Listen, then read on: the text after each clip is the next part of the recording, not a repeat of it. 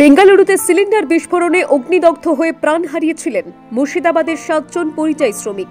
আজ সেই পরিবারগুলোর পাশে দাঁড়ালো রাজ্য সরকার। মন্ত্রী সুজিত বসুর হাত দিয়ে মৃত শ্রমিকদের পরিবারের হাতে তুলে দেওয়া হলো মুখ্যমন্ত্রী মমতা বন্দ্যোপাধ্যায়ের পাঠানো 2 লক্ষ টাকার চেক।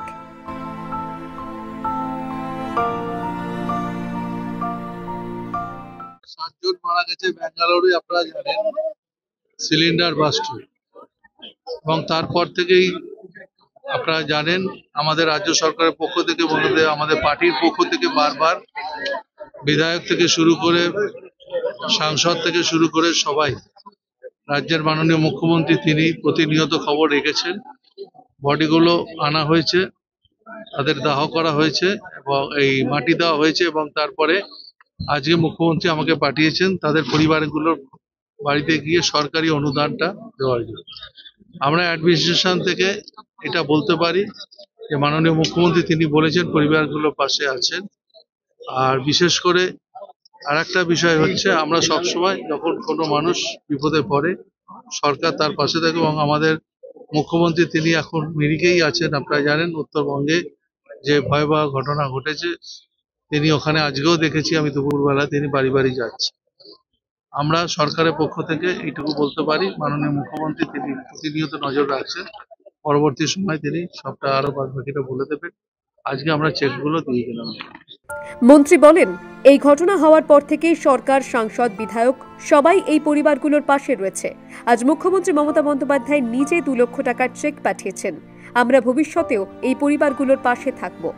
যারা হারিয়ে ফেলেছেন সংসারের একমাত্র উপার্জনকারীকে, তাদের জীবনে এখন একটাই প্রশ্ন, আগামীকাল কিভাবে চলবে সংসার। दुर्घटना हुई जो कर्नाटका में हुई गैस सिलेंडर फटने के वजह से, उसका इंक्वायरी भी होगा और एफआईआर भी रजिस्टर किया गया है। और ममता बनर्जी के नेतृत्व में ममता बनर्जी की सरकार ने यहाँ पर जितने भी लोग की यहाँ पर जान गई उनकी फैमिली को 2 लाख रुपए देने का काम भी किया गया। और उनके साथ यहाँ पर एमएलएज, ममता बनर्जी की सरकार और हम सभी यहाँ पर उन फैमिली के साथ हैं। হরিহরপাড়া থেকে বেলডাঙ্গা একাধিক বিধায়ক, প্রশাসনিক আধিকারিকরাও হাজির ছিলেন এই চেক বিতরণ অনুষ্ঠানে। অসহায় পরিবারের পাশে শুধু সহানুভূতির হাত নয়, কর্মসংস্থানের সুযোগেরও আশ্বাস দিলেন মন্ত্রী সুজিত বসু। এই ঘটনা কি করে ঘটেছে আমরা তো জানি না, আমরা শুনিও নি। আমাকে একটু লোক এসে বলে গেছে আপনার স্বামী গ্যাসে আগুন ধরে পুড়ে গেছে, আমাকে এই কথাই বলে গেছে। এবার সবারই মুখে শুনতে পাচ্ছি যে মেরে ফেলেছে আগুন ধরে।